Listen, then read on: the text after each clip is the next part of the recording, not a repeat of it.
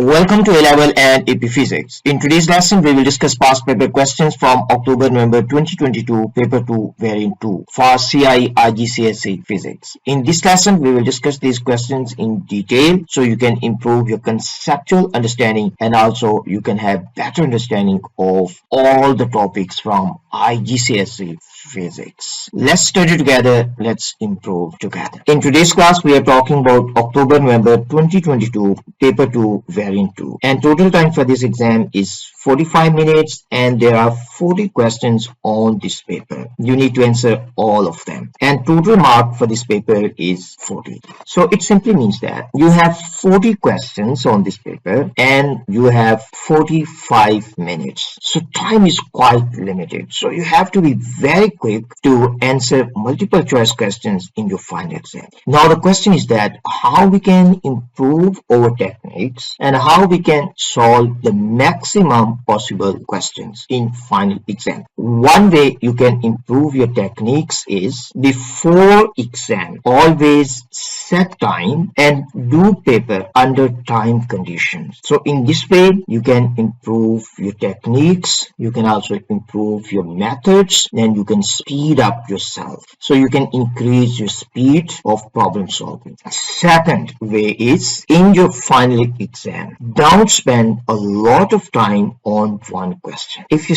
get stuck with one question, you can use elimination method. You can eliminate options and then you can choose the best possible option. So don't spend a lot of time on one single question in your exam. Otherwise, you will not be able to attempt all the questions. And also, if you are running out of time, it's better to answer question as quickly as possible instead of leaving unanswered questions. So try to attempt all of them. So the best way is before exam, set time and do paper under time conditions so you can improve your techniques. That is the best possible way. And the second best approach is use elimination method in your final exam. And don't leave any questions unanswered. Attempt all of them. I hope you will follow these techniques and you will improve yourself. For question number 1, we need to find out which measuring devices are most suitable to determine volume of about 200 ml of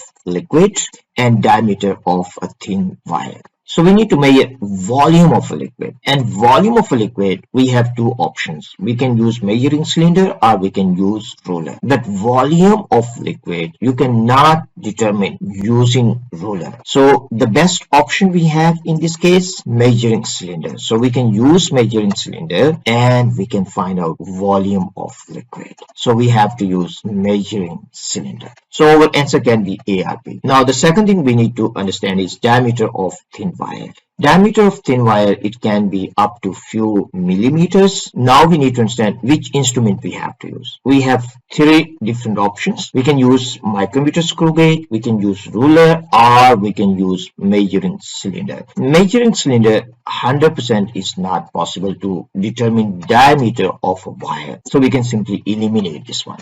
Meter rule is also not very precise because the precision of meter rule is 1 mm. And precision of micrometer screw gauge is 0.01 mm. So the best option is micrometer screw gauge. So because this is more precise, so we will be using micrometer screw gauge. So this is for the wire, micrometer screw gauge. So the answer for this question is A. For the second question, it is given to us the diagrams show speed time graphs for 4 different bodies moving for 6.0 seconds. Which body traveled the least distance? So we need to calculate least distance. And we have speed against time graph. And area under speed time graph. This area under speed time graph. So let me rewrite this one. Area under speed time graph. Speed time graph.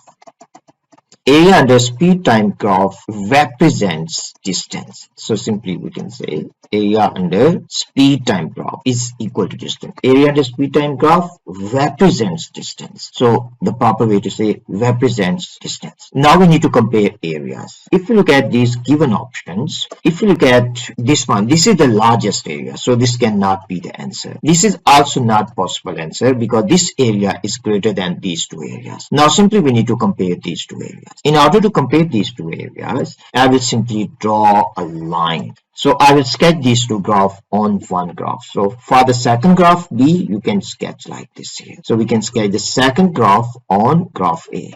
And we can draw this line. This is up to 4. So this is. Now we can compare these two. You can also do calculations, but I want you to understand by comparison because this is very fast approach. Now, in this case, we need to understand this area is common. So we need to simply compare this area. I can draw this orange line here. So this area, we have to compare this area with this area. So you need to see which area is greater. So I hope you will say in this case, this area is larger. So it means this is representing larger distance and this is representing the least distance. So the answer for this question simply we can say is B. So B is the answer because this is representing the least distance. So the answer for this one is B. You can also calculate area, but this is a quick way to answer this type of problem. So the answer is B. For our third question, we need to find out which statement describes the relationship between mass and weight. And we simply understand weight is equal to mg. If a body has a mass and body is in a gravitational field, body will experience a force, and that force we call is weight. So let me write down what is weight. Weight is simply force of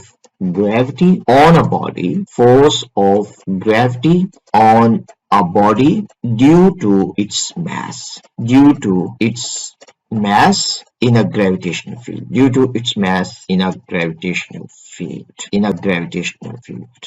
So it simply means that weight is the effect in a gravitational field. So weight is the effect of a gravitational field on a mass. So it simply means that if there is a gravitational field and body has mass, you place mass in a gravitational field will apply a force on the body. Or simply we can say mass will experience a force, and that force we call is gravity, or simply you can say weight. You can also imagine like that.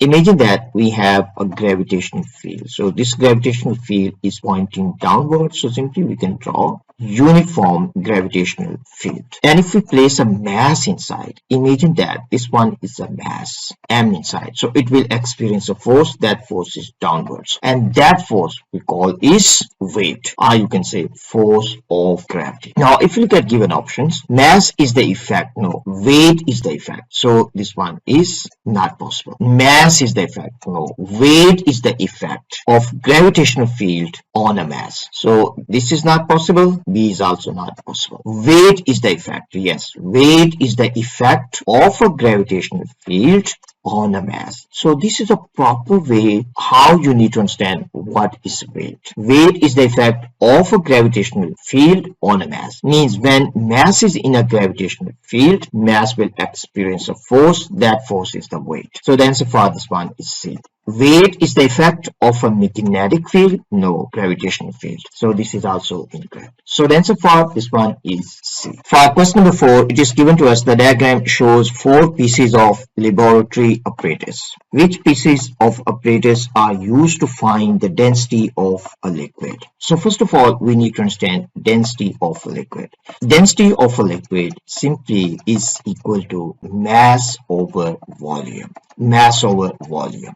In order to find mass, we need to use balance. To determine mass, we need balance. And to determine volume of a liquid, we need cylinder. We need cylinder. cylinder. So the answer for this question is B, because we need balance and we need measuring cylinder. We don't need stopwatch. We need this one and we need this. So the answer for this one is B. For question number 5, it is given to us the diagram shows a meter rule MN on two supports P and Q. Two loads are placed on the rule as shown in the figure. The rule rests steadily on the supports. Which row is correct? Now in this case we need to understand this meter rule is not moving, it is not rotating. So what exactly it means? It means this one is in equilibrium. So simply we can say this one is in equilibrium. If it is in equilibrium, it simply means that the net force on this one in any direction has to be equal to 0. Net force is equal to 0 in any direction, mean along x-axis, along y-axis, net force has to be equal to 0 in any direction. And the second condition for equilibrium is net moment has to be equal to 0 about any point. Net moment has to be equal to 0 about any point. So these 2 points we need to understand. About any point. Now if we look at given options, total moment about M. If we place our pivot here, net moment about this point has to be equal to 0. And if we place our pivot here, net moment about this point also has to be equal to 0. So it simply means that net moment about M has to be 0, net moment about N also has to be equal to 0. So the answer for this question is D. So the point you need to understand is net moment about any point.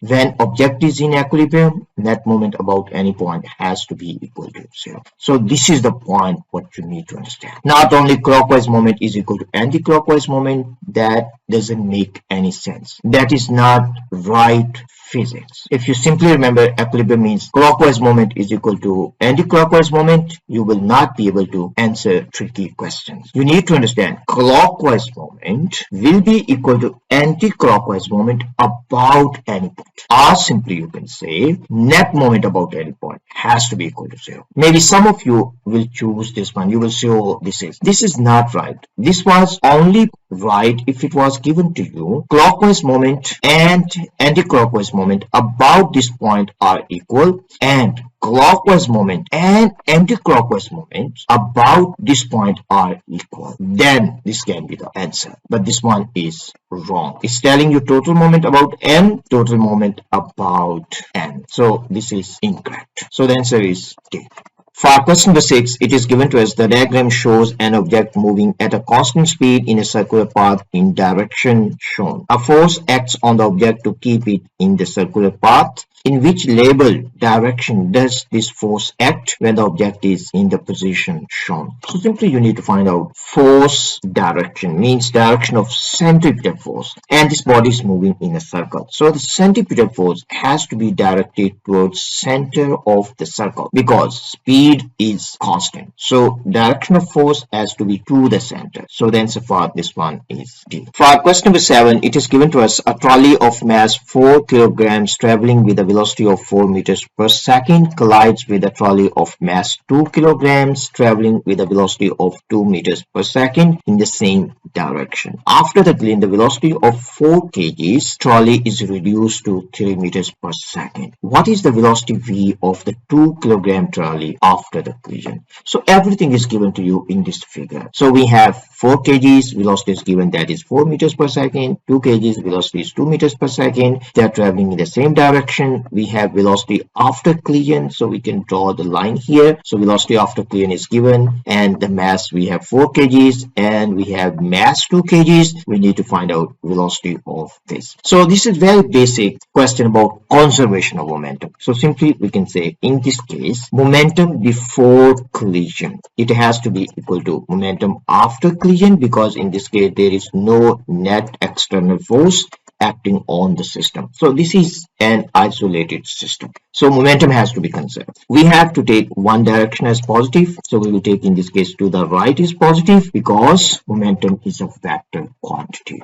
So if you look at momentum of this one, so we can simply write on mass times the velocity. Velocity is positive because this is to the right. So the momentum of this one we can say will be equal to 16, and this has to be plus. How about momentum of this one? I hope you will simply say this one has to be 4. And momentum of this one also positive because it is still moving to the right. So the momentum of this one is 12. How about momentum of this one? We can simply say momentum of this one is mass times its velocity. So here we have 16 plus 4. That simply we can say this is equal to 20. 16 plus 4, this one is equal to 20. So simply I can write down 20 here. And we have 12 plus we have 2v. So we can subtract 12 and we left with 2v. So here we have 8 and here we have 2v. So v from here, simply we can find that will be equal to 4 meters per second. So the answer for this question is V. So this is how you can approach. This is basic question about conservation of momentum. For question number 8, it is given to us an object falls towards Earth's surface. What happens to the gravitational potential energy and to the kinetic energy of the object? So simply we can imagine for this question an object, let's say the mass of the object is m, and this object is placed in a gravitational field,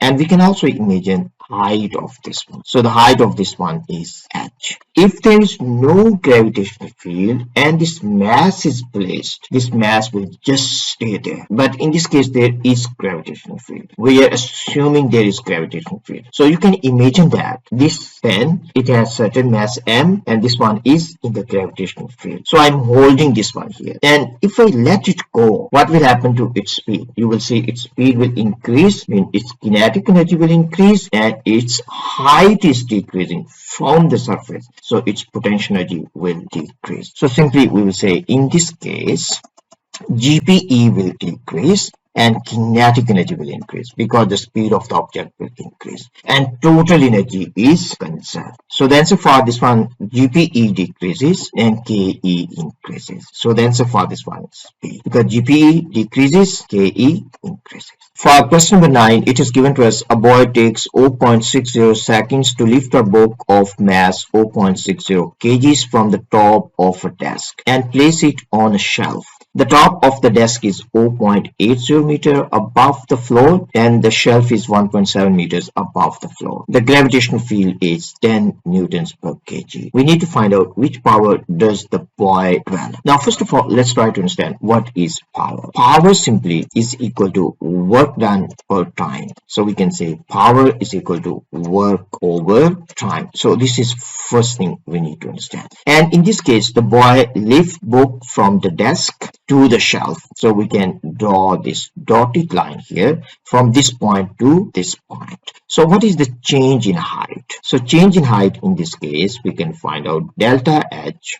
Delta H in this case will be equal to 1.7 minus 0.8. So this is simply equal to 0.9 meter. So this is the change in height. So in this case, the boy is lifting the book up. So the work done by the boy is equal to the change in GPE of the book. So we can simply say this one is equal to work done by the boy. This is equal to change in GPE of the book. So we can say change in GPE over time, and change in GPE simply is equal to mg delta H divided by T, and mass of the book is given, that is 0.60. So we can say this is mass of the book, and value of G we have to use 10. Delta H is 0.9 and time taken is 0.60. So simply we can cancel 0.6 with 0.6. So remaining we left with 9.0, and the unit of power is watts. So the answer for this question is C. So this is how you can answer this problem. For question number 10, it is given to us a mass is lifted from rest on the ground to point Y. There is no air resistance. P is the increase in gravitational potential energy of the mass, and Q is the kinetic energy of the mass at Y. Which expression is equal to the mechanical work done on the mass? It is given to us, it is starting from rest. So it simply means that the initial kinetic energy, that is equal to 0. Now let's try to visualize this one. So simply you can imagine in this case, this is a block, this is a box, and this is placed on the ground. You can imagine my hand is a ground, and if I do certain amount of work on this one, so I will increase its GPE, but at point Y, if it is still moving, so it means it also has kinetic energy. So in this case, the work done by me will increase the GPE, and also it will increase the kinetic energy of this block. So simply we can say in this case, the work done is equal to change in GPE. So this is just conservation of energy. Change in GPE plus change in kinetic energy. In this case, increase in GPE is given, that is equal to E. So we can replace this one with P. And change in kinetic energy is equal to Q, because initial kinetic energy is equal to 0. So the work done in this case has increased the GPE, gravitational potential energy, and also it has increased the kinetic energy. Work is a way of energy transfer. So when you do work on something, we can transfer energy. So in this case, I did work on this one. I give energy from myself to this block, and that energy increased the kinetic energy of this block and also GPE of this block. So work is a way of energy transfer. When you do work on something, it means we transfer energy to something. Very important concept you need to understand. So the answer for this question is A. So simply we can say answer for this one is A.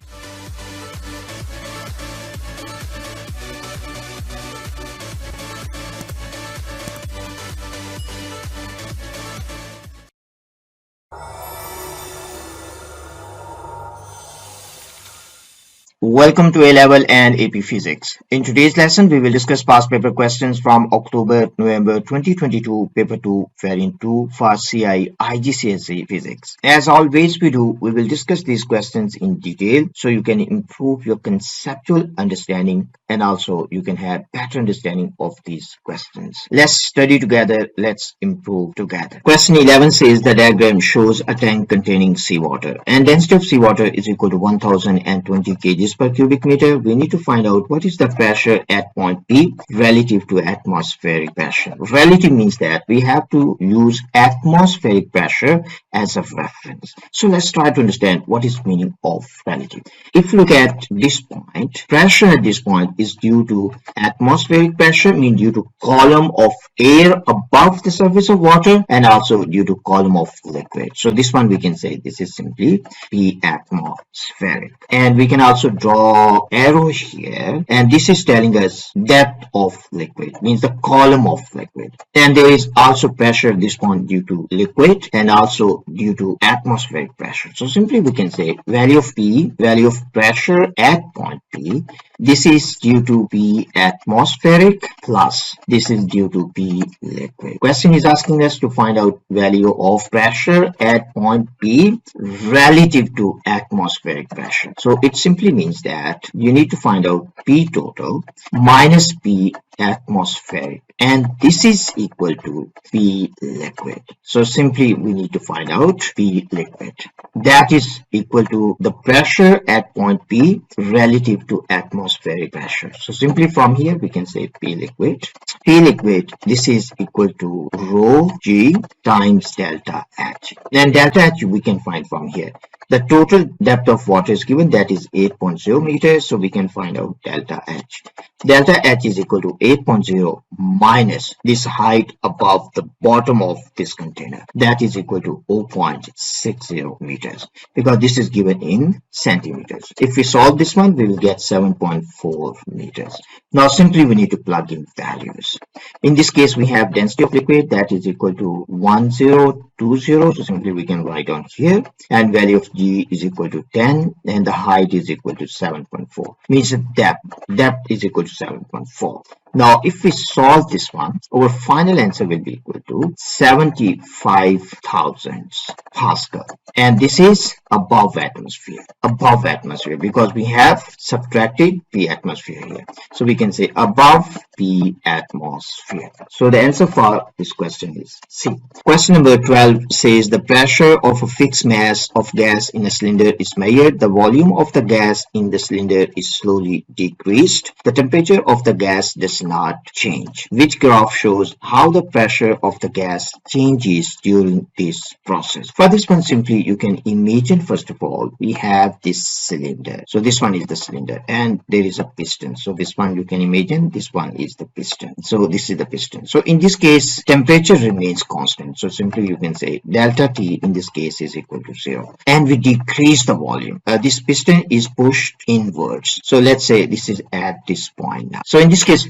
volume is decreasing. So if the volume is decreasing and temperature does not change, so pressure has to increase. We can also understand this one with the help of PV over T. This is equal to constant. PV over T, this is equal to constant. Actually, constant is N times capital R. N is the amount of gas, means the number of mole, and R is gas constant. But you don't need to understand this one in detail because this is not part of your syllabus. Simply you can understand PV over T is equal to constant.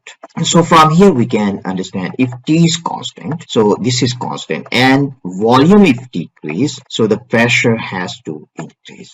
So simply in this case, as volume is decreasing, pressure is increasing. So we can write down pressure in this case is increasing. And pressure also we need to understand at time T is equal to 0, means when the piston is at this point, P is not equal to 0. P is not equal to 0. Now, if you look at given option, this one is not possible. This is telling you P remains constant. This is telling you P is increasing with time. But this is also telling you at time T is equal to 0, P is equal to 0. So this is not the right option. I mean, this is incorrect because P when time is equal to 0, P is not equal to 0. Means when the piston is at position A, P is not equal to 0. And this one is a possible answer. This is correct answer because pressure is increasing with time, and when time is equal to 0, P is not equal to 0. So this is our correct answer.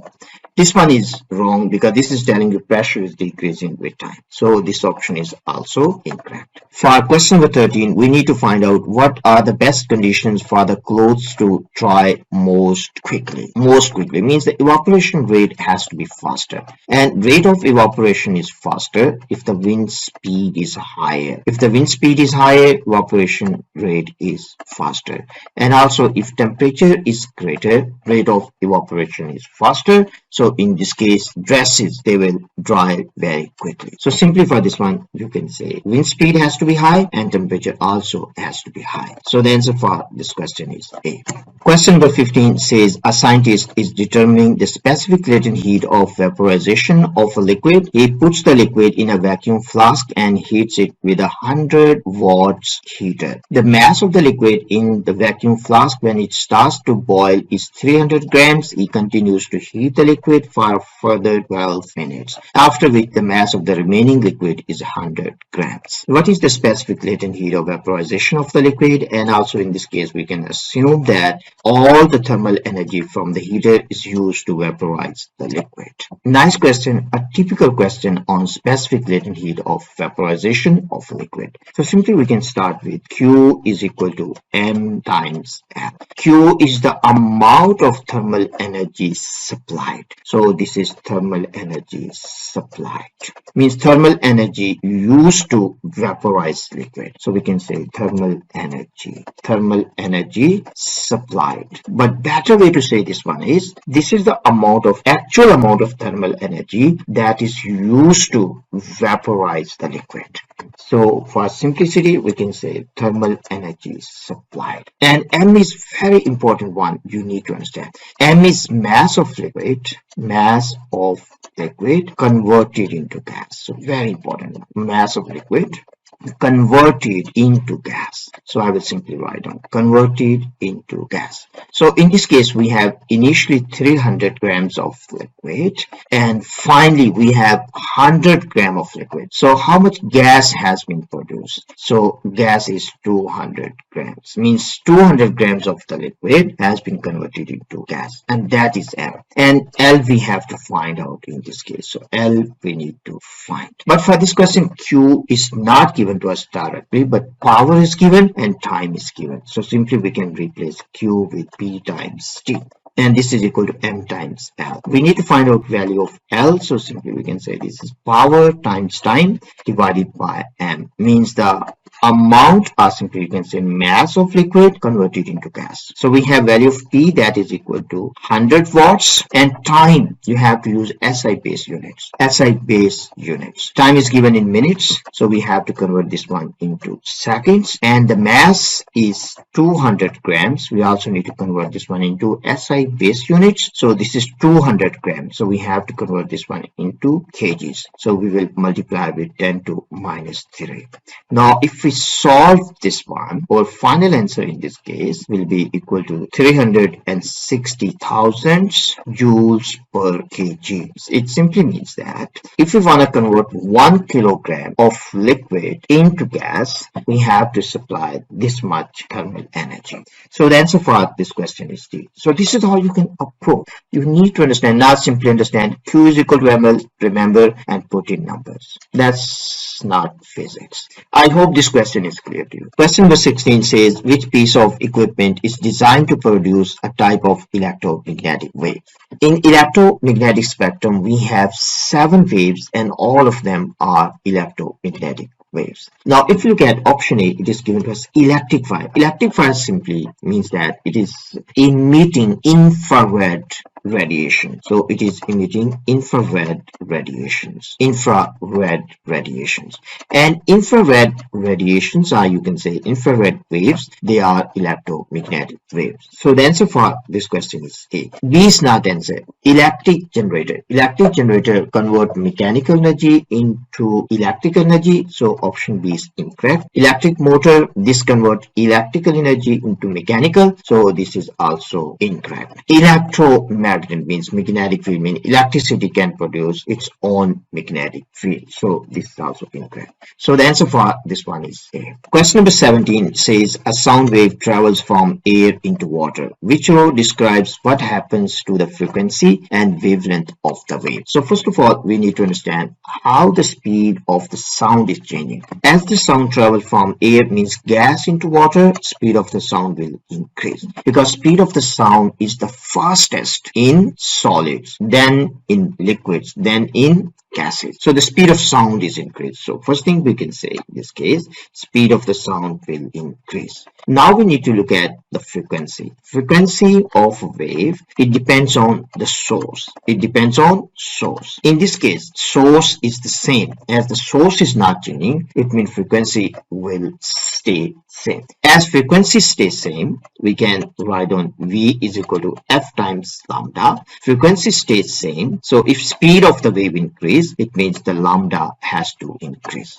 So simply if you look at these given options, frequency has to stay same. So the answer can be C, or answer can be D. But wavelength has to increase. So the answer for this question is D. For question number 18, we need to find out which name is given to this effect. So in this case, you can simply see waves are spreading out. As the waves spread out, this phenomenon is called diffraction. So simply this is diffraction, means spreading out of waves as they pass through a gap or around an obstacle. Question number 19 says a ray of light travels from air into a material as shown in the figure. What is the refractive index of the material? So simply this question is about use of Snell's law. So first of all, we need to find out angle of incidence. In this case, angle of incidence is this. An angle of incidence is equal to 50 degrees because this angle is 90, so 90 minus 40, this is equal to 50 degrees.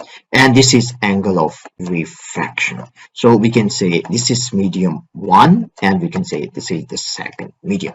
Now simply we have to use Snell's law. According to Snell's law, we can say N1 sine of theta 1, this has to be equal to N2 sine of theta 2. So this is our medium 1. Refractive index for air is equal to 1, means N1 is equal to 1. So we can write down this is 1. And we have sine of theta 1 is equal to 50 degrees, and we need to find out value of N2, and we have sine of theta 2. Theta 2 in this case is equal to 27 degrees. So we need to find out N2. N2 will be equal to sine of 50 degrees divided by sine of 27 degrees. So we can write out 27 degrees. So let me rewrite this.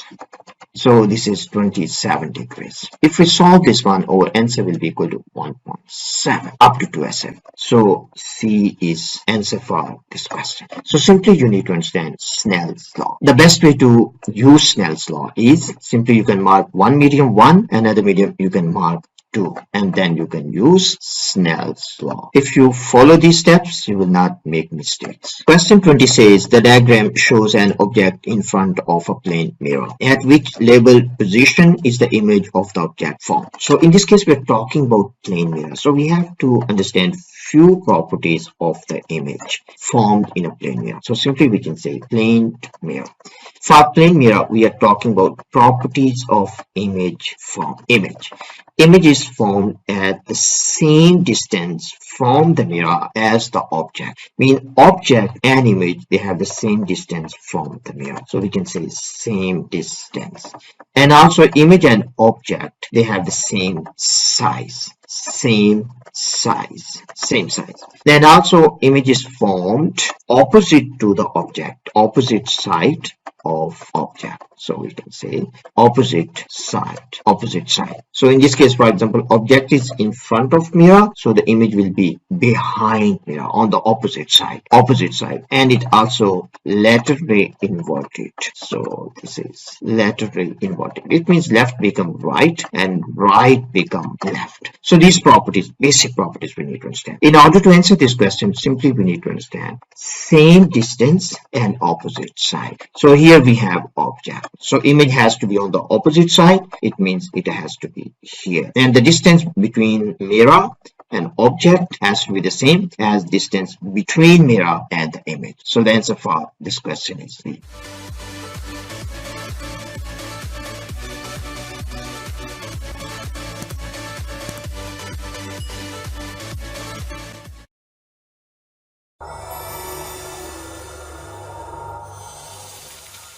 Welcome to A-Level and AP Physics. In today's lesson, we will discuss past paper questions from October-November 2022, Paper 2, Variant 2. In the last two videos, we have discussed from question number 1 to question 20, and in today's lesson, we will start from question number 21, and we will try to finish all the remaining questions. And we will discuss these questions in detail as always we do, so you can improve your conceptual understanding and also you can have better understanding of these questions. Let's study together. Let's improve together. Before we start working on remaining questions, let's discuss a little bit about syllabus update, because it's very important. You need to understand which topics you don't need to study for upcoming exam. According to new syllabus, digital electronics is not part of new syllabus. Gas laws have been removed. Measurement of temperature, mean thermometer, is not part of new syllabus. Pressure is also not part of new syllabus, so you no need to study about barometers, no need to study about manometers. And thermal capacity also has been removed, so it is not part of new syllabus. So when we will solve these questions, we will just skip questions about these topics because these topics have been removed.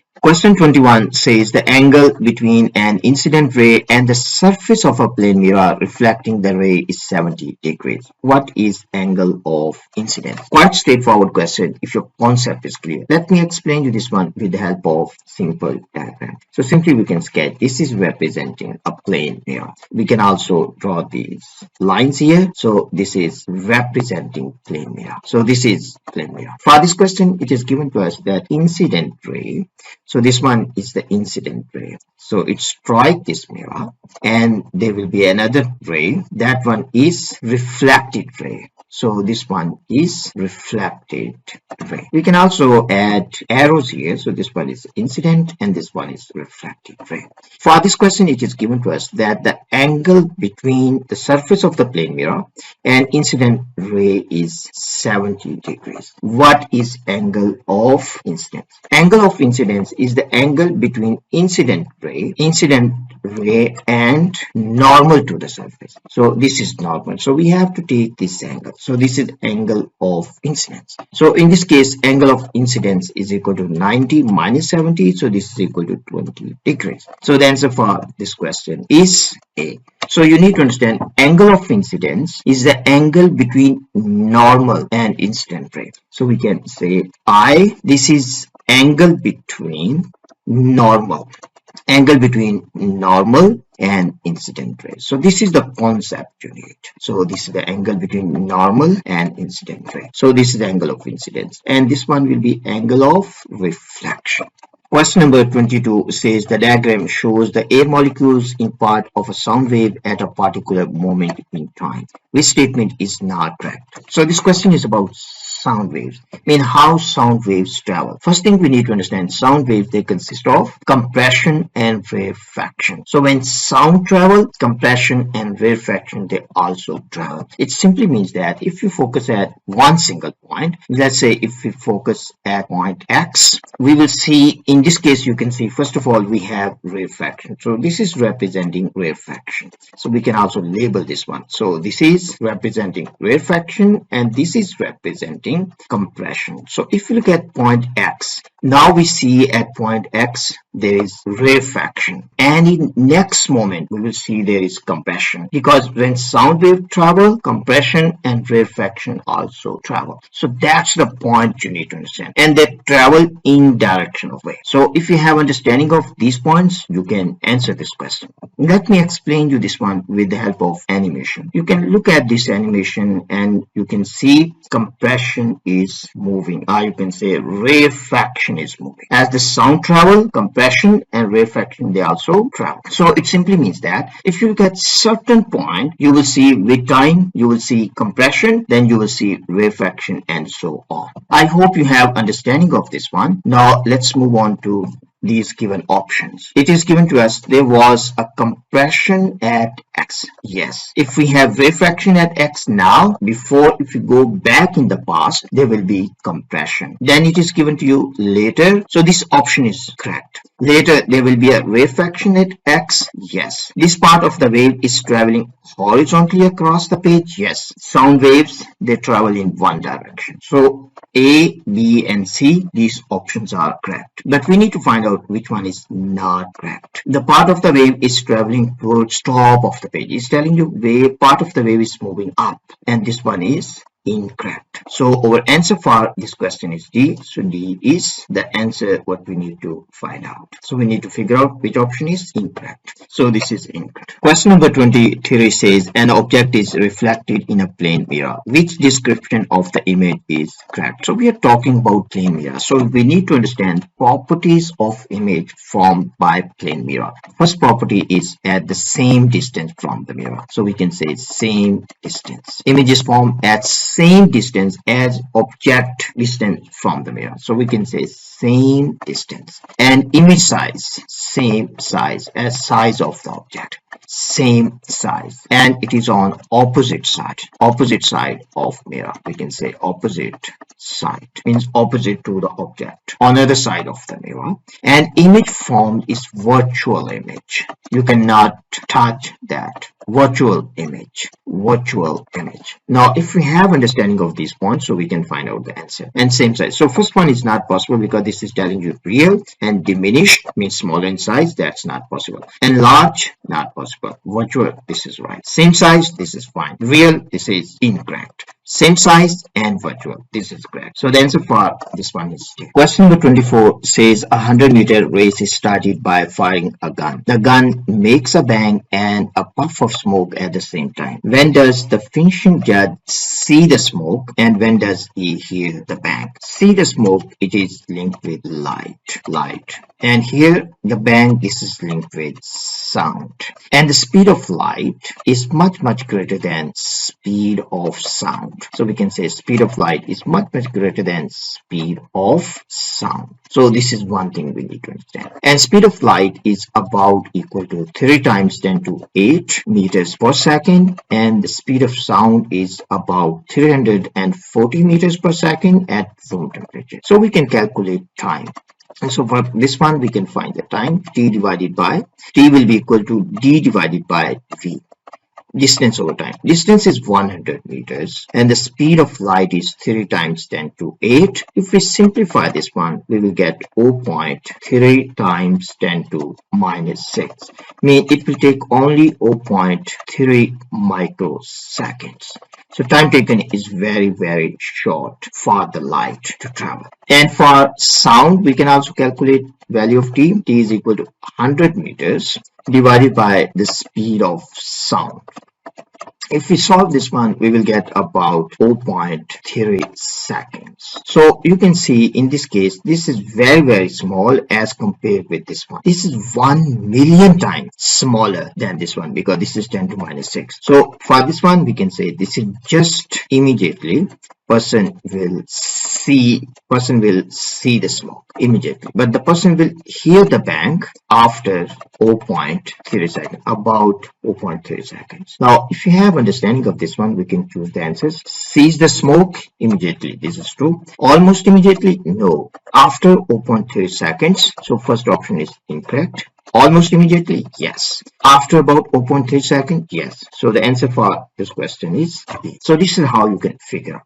Question number 25 says two magnets X and Y are placed end to end on a bench. The diagram shows the magnetic field pattern between the poles of the magnets. Which row shows direction of the forces exerted on X and Y by the magnetic field? Now for this one, we need to understand magnetic field lines. They start from the North Pole. Mean when you have two different magnets, they start from the North Pole and they end at South Pole. So in this case, simply you can label this one is N, North Pole of X, and this is S of Y magnet. So in this case, this pole and this, they are unlike poles. So the force on X will be to the right. So this is the force on X by Y. So we can say this is force on X by Y, because this was attractive. Unlike poles, they attract each other. And force on Y by X, force on Y by X, this will be to the left. So if we have this understanding, we can find the answer.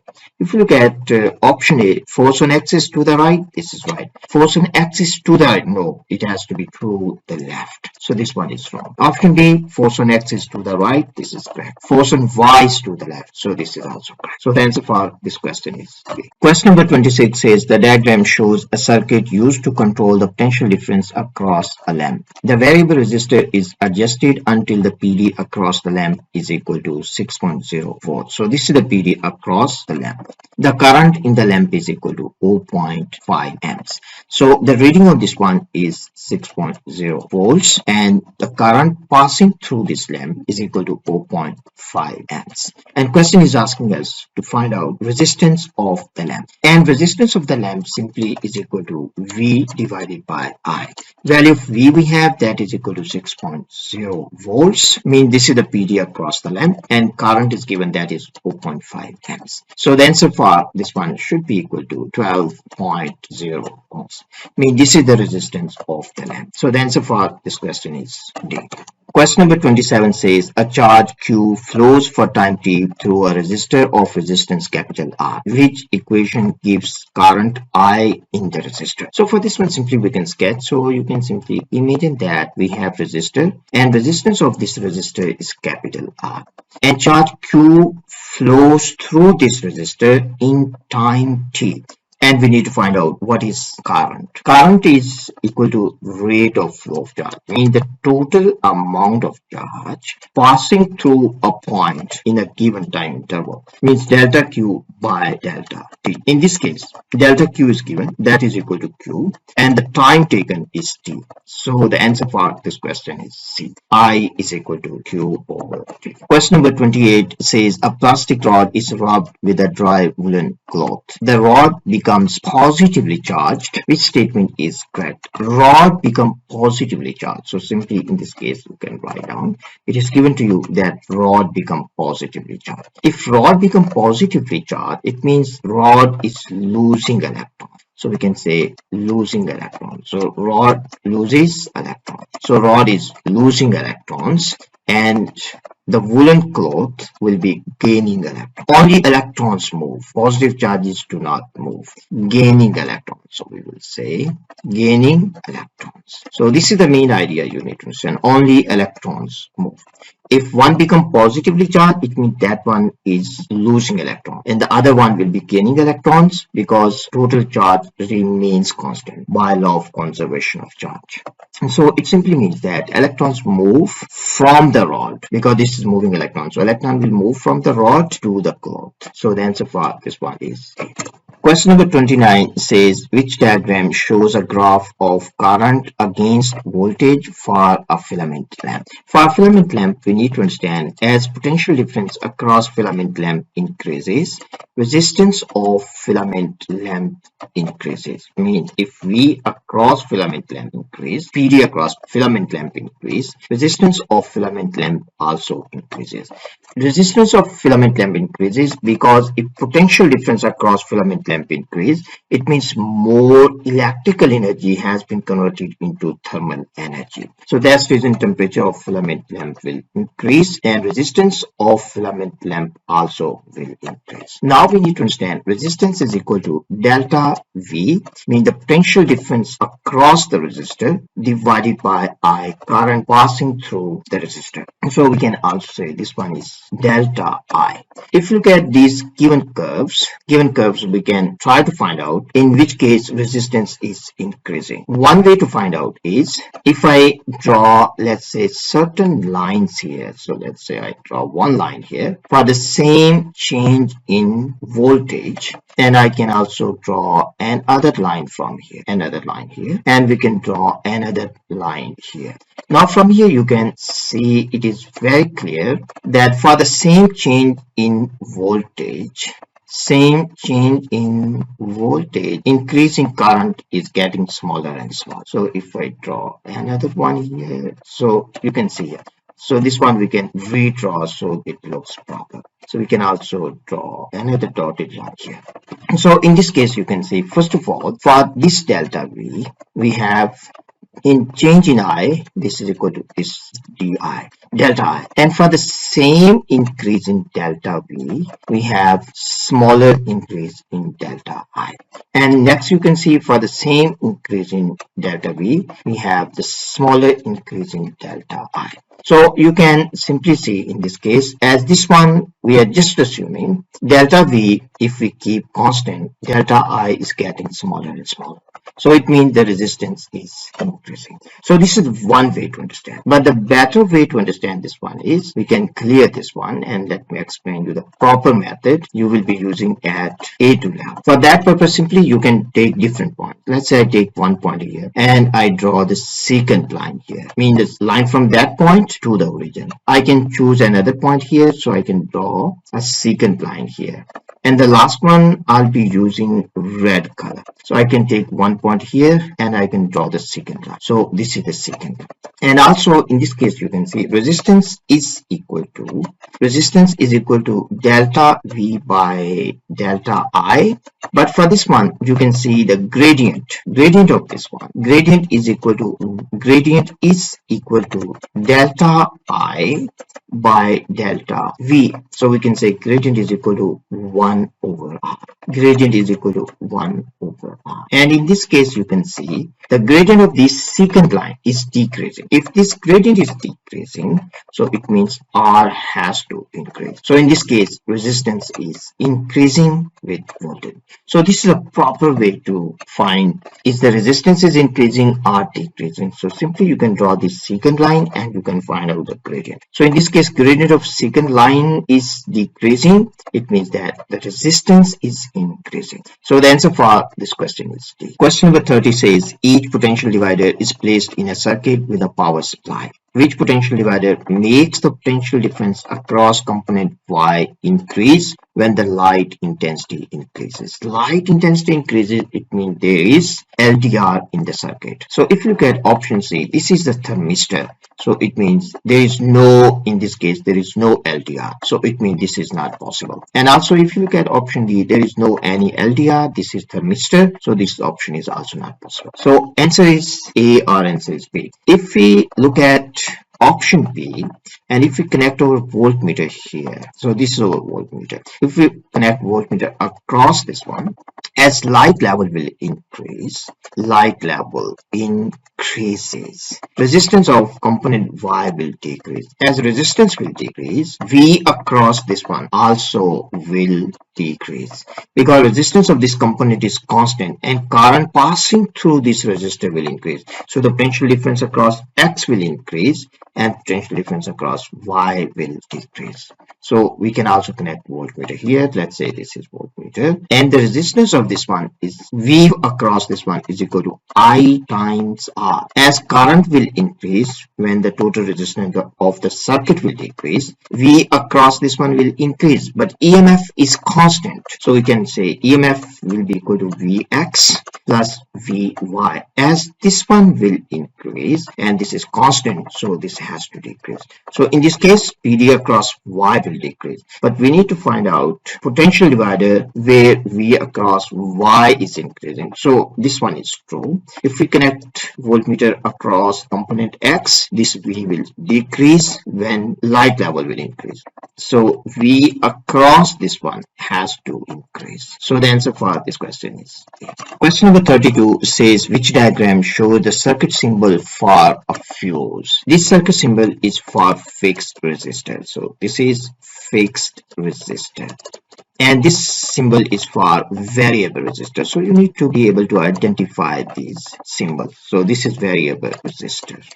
And this is representing heater. So this is heater. And this one is representing fuse. So the answer for this question is D. Question number 34 says 4 small compasses are placed around a solenoid.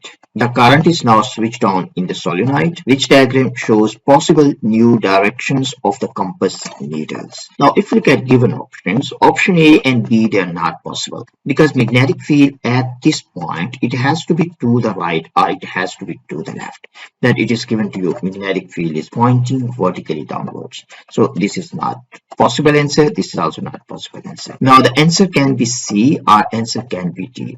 Now, if you look at current, in this case, this is current. If you look at this end, current here is leaving the solenoid, but if we little go back, so if we look at this point here, current will be up.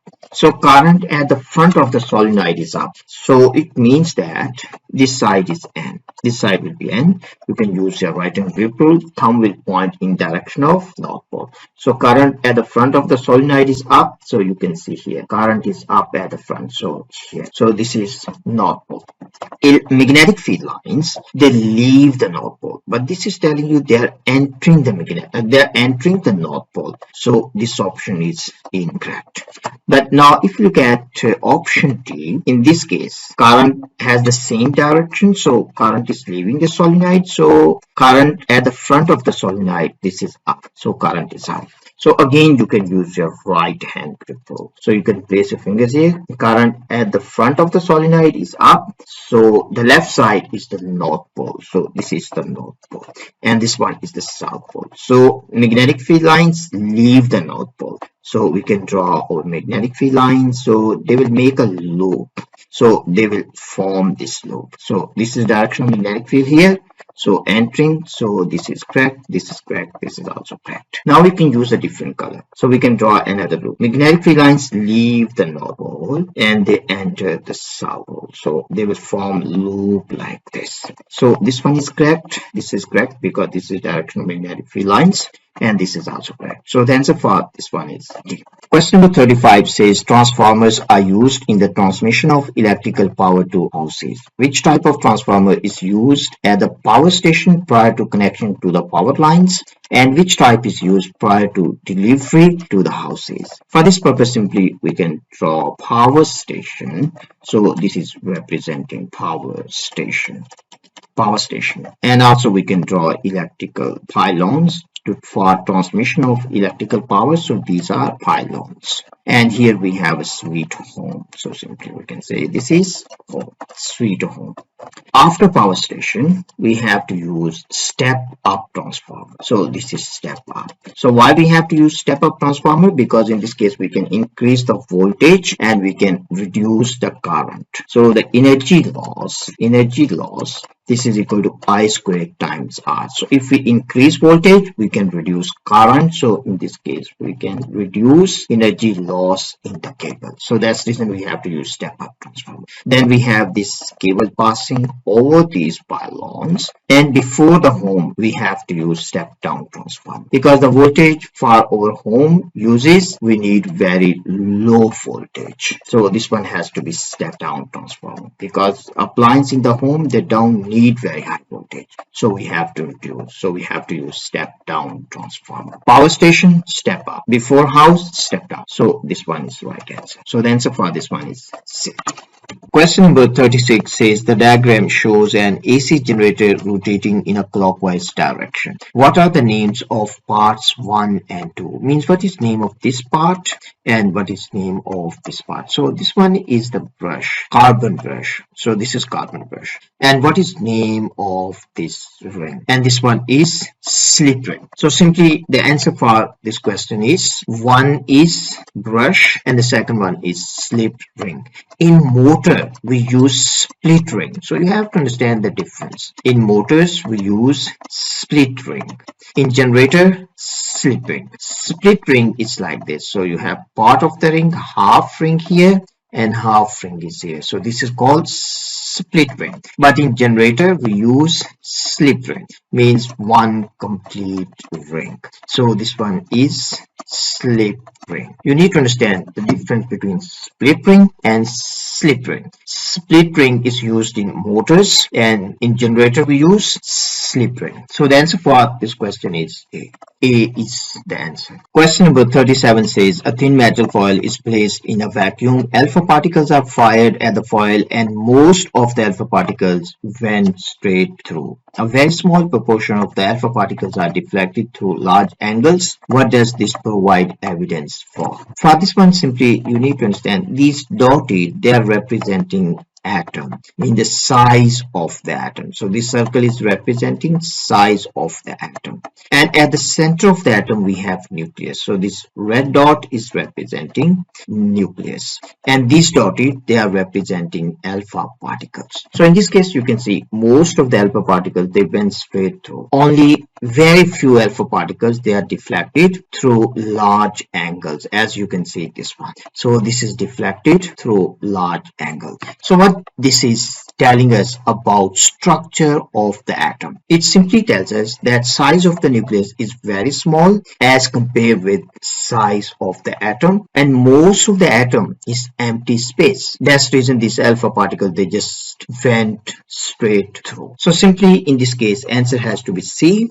The C is telling us there is a tiny nucleus in each atom. So the answer is C. Question number 38 says thorium-230 is represented by this symbol. This isotope is radioactive and decays to radium by emitting alpha particles. So this is simply alpha decay. We need to find out which nuclide is produced by this decay. So first of all, in this case, we have thorium-230. This one is parent nucleus. So simply we can label this one. And this decays to radium by emitting alpha particles. So here we have alpha particle. So we have 90 protons here, 2 here. So this one has to be 88. Means the atomic number. And mass number is 230. We have 4 here. So 230 minus 4. This has to be equal to 226. So the answer for this question is A. Question number 39 says the diagram shows a piece of apparatus used to determine the nature of the emissions from a radioactive source. The absorbers can be raised out of or lowered into the path of the radiation from the source to the detector. The apparatus is evacuated.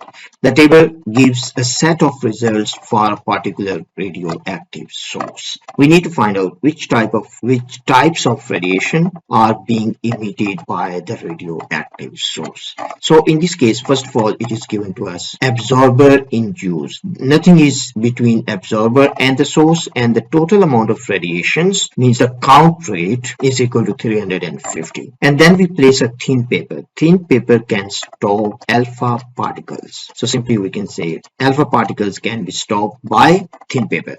But there is no change in count rate. It means no alpha particles. So simply we can say no alpha particle. And then we place aluminium, sheet of aluminium, that is 1.0 mm, and count rate decreases. So it simply means that beta particles are present, because aluminium can stop beta particles. So beta particles are present. So here we can say no alpha particles. And then we place lead, and again count rate decreases.